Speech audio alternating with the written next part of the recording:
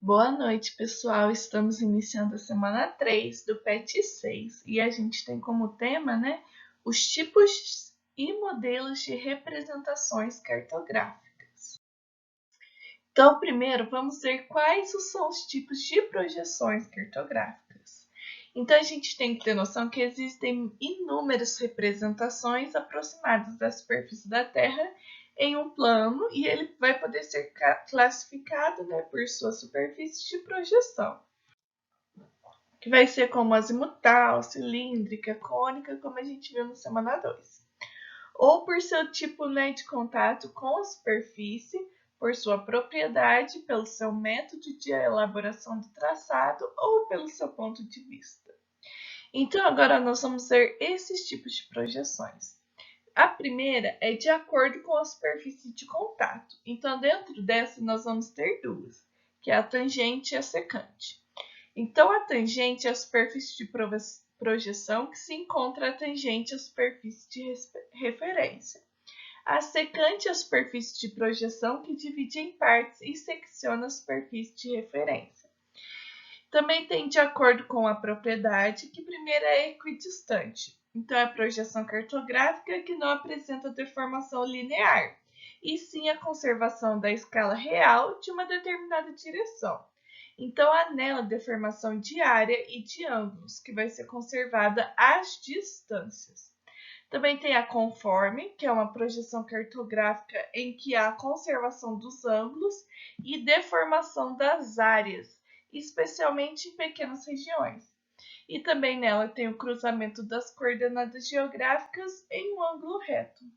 Temos também a equivalente, que é a projeção cartográfica que não apresenta deformação das áreas, ou seja, a proporção com a área real é conservada.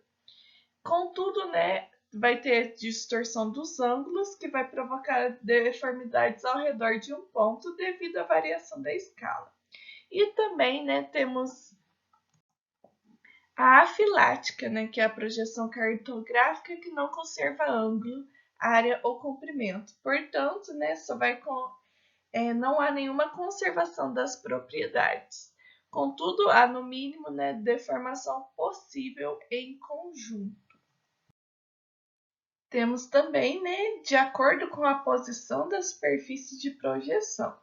Então, a primeira, a policônica, ou seja, é a projeção, cuja superfície de representação é um cone, que vai apresentando deformações aos centros, que vai aumentar à medida que a área vai afastar da região central. E ela é utilizada especialmente, em representação de áreas externas de norte a sul. Temos também a transversa, que é uma projeção em que as coordenadas geográficas não se apresentam em linha reta, exceto na linha do Equador, e utiliza, principalmente para representar áreas extensas, de norte a sul. E a normal, que é a projeção que os paralelos se apresentam como círculos e os meridianos como linha reta, que vai apresentando baixo índice de deformação. E ela é utilizada, especialmente em representações de áreas extensas de leste a oeste. E também temos a de acordo com o método de elaboração do traçado. A primeira, a geométrica, que é a projeção que é representada segundo o princípio geométrico, e ela vai ser dividida em ginomônica, que é o ponto de vista do centro da Terra, a estereográfica, que é do ponto de vista do plano contrário à tangência do plano da projeção, ou também, a ortográfica, que é do ponto de vista do infinito. Temos a projeção analítica também, que são projeções de representação segundo formulações matemáticas, como cálculo, tabelas, ábacos. E a convencional, que são projeções representadas por meio de cálculos e tabelas. Então, agora nós vamos ver exemplos de projeções. O primeiro exemplo é a projeção de Mercator. Então, a projeção de Mercator é uma projeção cartográfica cilíndrica elaborada pelo geógrafo e matemático, Mercator, e é atualmente uma das projeções mais utilizadas em todo o mundo. E essa projeção é do tipo conforme, então quer dizer, né, que conserva o formato dos continentes, mas vai alterar a dimensão das áreas. E ele vai dividir, né, o planeta em 24 meridianos e 12 paralelos, que é os mesmos elaborados para estabelecer fuso horário, por isso que é um dos mais utilizados. Então, igualmente, né, espaçados e distribuídos sobre a camada terrestre.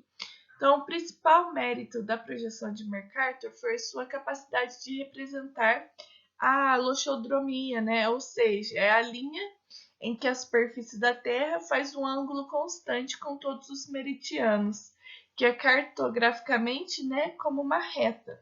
Então, por esse motivo, a sua obra é amplamente utilizada para navegação até os dias atuais.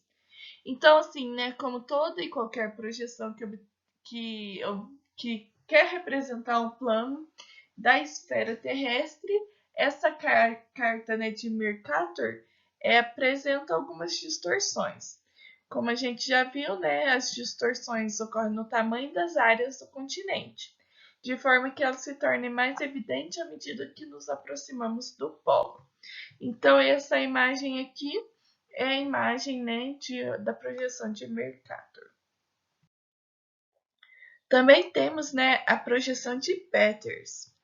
Então, a projeção de Peters é uma projeção cartográfica cilíndrica, ou seja, vai manter a proporção das áreas representadas, mas vai alterar as formas.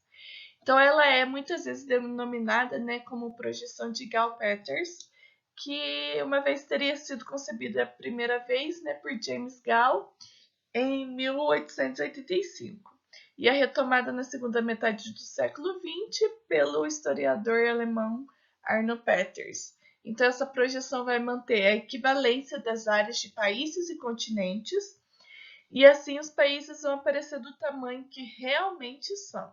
Então, por essa razão, né, é chamada projeção equivalente, embora o tamanho realmente que são, né, real o tamanho. Então, por essa razão é chamada de projeção equivalente, né?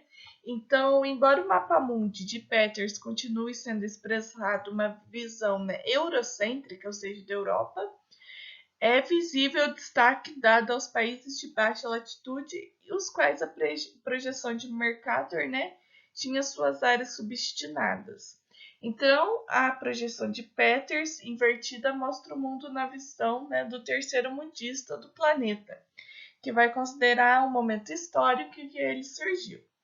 Então, às vezes, né, tem pretensões dos países subdesenvolvidos, principalmente os africanos e asiáticos, que conseguiram sua independência política durante o processo de descolonização do pós-guerra. Então, agora nós vamos ver, né, a projeção de Peters. Então, dá para ver que vai conservar um pouco, né, a amplitude dos continentes países. E por último, temos a projeção de Hobson.